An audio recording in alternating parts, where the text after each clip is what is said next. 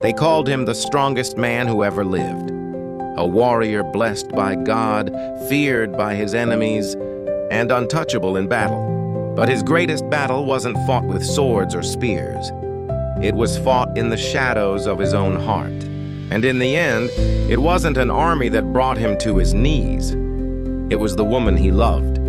Before we dig deep into this shocking story, kindly hit the subscribe button so you never miss powerful stories from the Bible that reveal timeless truths and life-changing lessons. In the land of ancient Israel, stories of Samson spread like wildfire.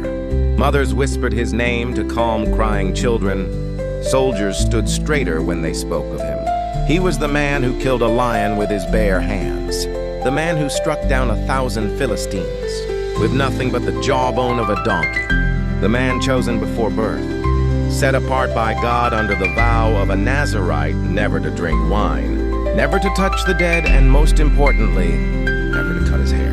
His uncut hair wasn't just a sign of his vow. It was the source of his unimaginable strength. To the Philistines, Israel's sworn enemies, Samson wasn't just a warrior, he was a nightmare, and nightmares sooner or later must be destroyed. One evening, while Samson walked in the valley of Sorek, he saw her, Delilah. Her beauty was dangerous, not the kind that glowed with innocence, but the kind that burned like a slow flame, promising warmth yet capable of consuming everything. Samson fell fast, and in his eyes, this wasn't just desire. It was love, the kind that makes you blind to reason. But the Philistine rulers saw something else. To them, Delilah was the perfect weapon. They approached her in the night, offering silver an amount so great it could make anyone rich for life. All she had to do was find out the secret to Samson's strength.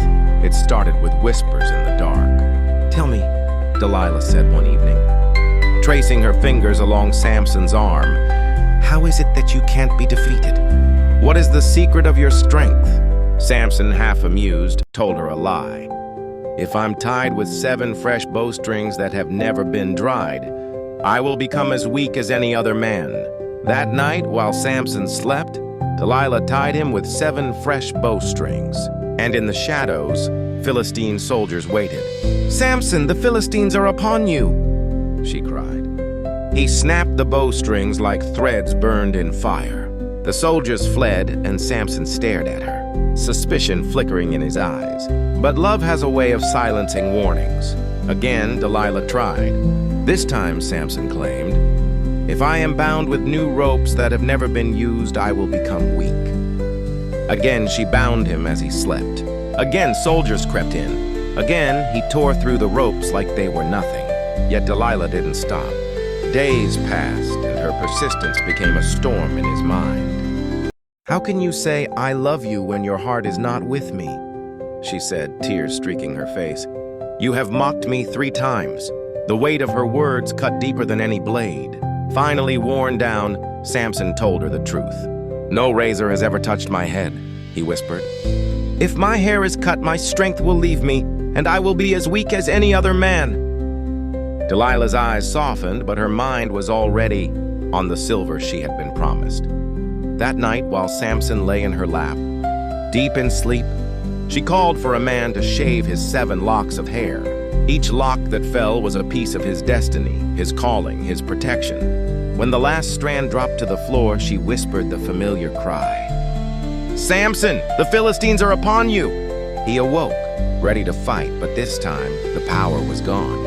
They seized him, gouged out his eyes, and dragged him in chains to Gaza. In Gaza, Samson was thrown into prison, forced to grind grain like an animal. The man who once stood unshaken in battle now stumbled in darkness. The Philistines celebrated, offering sacrifices to their god Dagon, praising him for delivering their enemy into their hands. And in the house of Dagon, the rulers and thousands of spectators gathered to mock the fallen hero. But as Samson worked in the prison, something happened. His hair began to grow again. One day, the Philistines called him out to entertain them. They led him between the pillars of the temple, laughter echoing through the hall. Samson prayed one last time. "Lord God, remember me.